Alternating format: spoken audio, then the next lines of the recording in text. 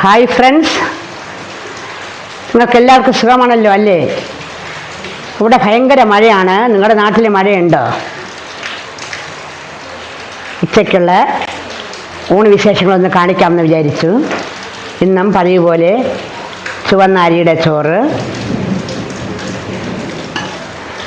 വെണ്ടയ്ക്കയും ചെറിയ ഉള്ളിയും മുളകും ചേർത്ത് തേങ്ങയും ജീരകവും വെളുത്തുള്ളിയും കൂടെയൊക്കെ മിക്സ് ചെയ്ത് വെച്ച ഒരു വെണ്ടയ്ക്ക തോരൻ,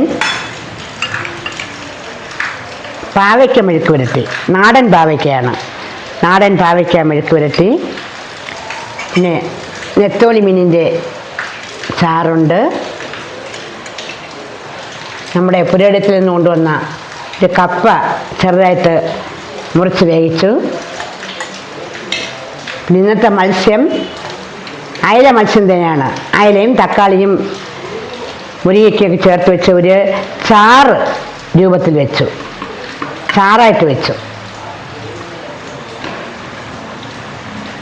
വേറെ കറിയൊന്നും ഇല്ലാത്തതുകൊണ്ട് മീൻ അല്പം ചാറ് രൂപത്തിലെടുത്തു.